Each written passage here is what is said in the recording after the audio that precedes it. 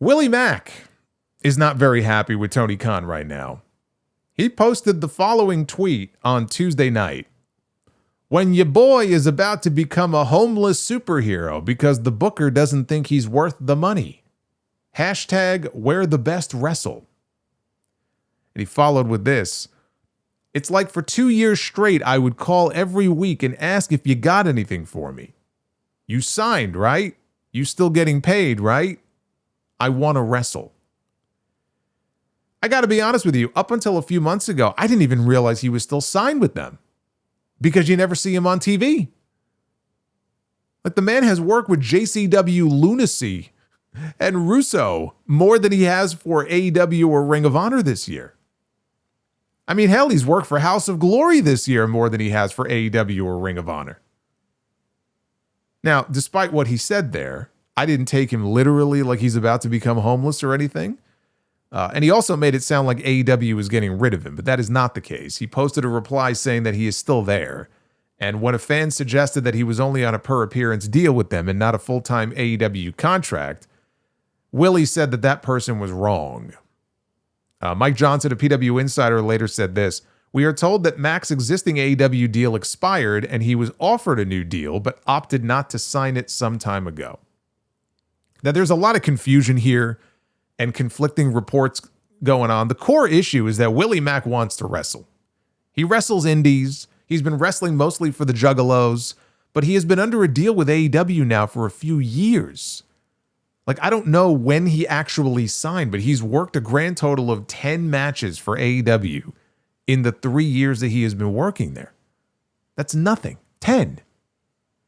Now, that number is a little bit higher in Ring of Honor. Since Tony Khan bought the company, he's worked 28 matches for them. But that's dating back to 2023. That's still not a large number.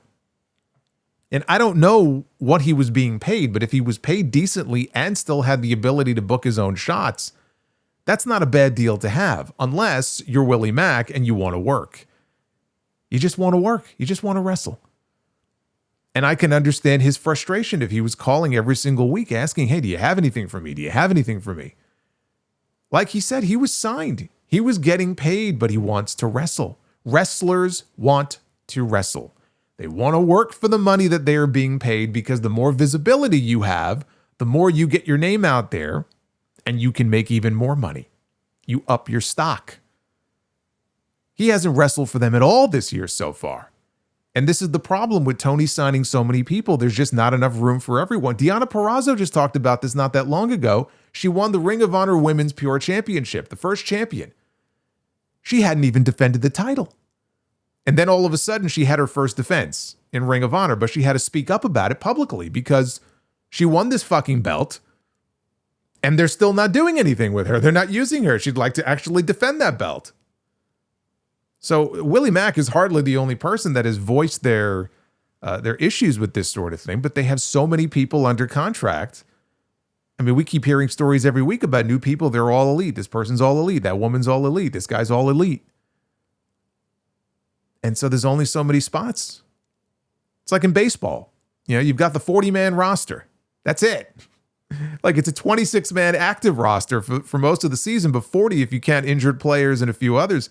And that's what you're basically limited to for much of the season. In AEW, it's just this endless roster of talent that they keep adding to. And yes, they can work outside shots. Some of them can. But even then, things have to be cleared through AEW first. There's a process. It's not like you have total control over your bookings, but it's just this endless supply of people that they sign. The roster is too bloated. Inevitably, people end up on the bench for months on end, years in some cases. Until one day somebody says, hey, whatever happened to so-and-so? Like, I'll never forget when Rob Van Dam, I forgot where he made the comment. And he goes, people would stop me in the street and go, hey, RVD, whatever happened to you? Are you wrestling anymore? He was working in TNA. He was on television working for TNA. And he had people coming up to him saying that. Because obviously the visibility between WWE and TNA is night and day. In AEW, some of these people just they're not even on television anywhere. Or they're not working for whatever reason. They're not even working independents. And so they're just sort of rotting away. I mean, yeah, they're getting a paycheck, but, you know, wrestlers want to wrestle. It's not a hard concept. Mike Johnson reported that his deal was expiring. AEW offered him a new one, and he turned it down. Now, for his part, Willie Mack tweeted out, "What deal did I turn down?" with a GIF that said wrong. So he's saying that he didn't turn down any new deal. Hopefully that's true. Because if he did get an offer and he turned it down, you can't then turn around and claim that you're going to be homeless because the company doesn't think you're worth the money.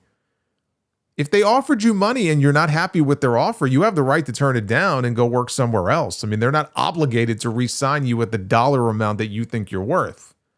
If you think they're lowballing you or they don't see the value in what you bring to the table, then fucking leave and go get that bag somewhere else. You know, he did the same thing in TNA a few years ago. His deal expired. He claimed they made him an offer and he declined it and he opted to hit the independent scene instead. Fightful Select says that Mack is still under contract and that he originally signed a Tier 0 deal. Tier 0 talent deal, but was later upgraded to a full-time salary deal sometime in the last 2 years. However, he was recently moved back to Tier 0. So if he did turn down a new contract offer, which again he claims he never did, but if he did, that might explain why he was then moved back to Tier 0. Tier 0, if you don't know, Cody Rhodes explained this about 5 or 6 years ago. Maybe it works differently now, but back then, if you were an extra and they brought you in, you were considered Tier 0. Tony Khan would essentially give you a signing bonus, and AEW would have first dibs on you if you wanted to go work somewhere else. They would have a say in that. But they would guarantee you a certain number of dates. This was back in the early days of like COVID, when a lot of the independent wrestlers, they had nowhere to work. They didn't have any place to go or make money because nobody was running shows. And so Tony Khan would sign them to a Tier 0 deal, and at least it would be something. Like, it's all very confusing as far as what his actual status is and whether he was offered a deal, was he not offered a deal. I have a question. Why are they offering him a deal at all if they clearly have no plans to use him? I mean, it sounds to me more than anything like he just wants to work and they're not giving him any work. And that is a problem with AEW right now. That is a very valid frustration.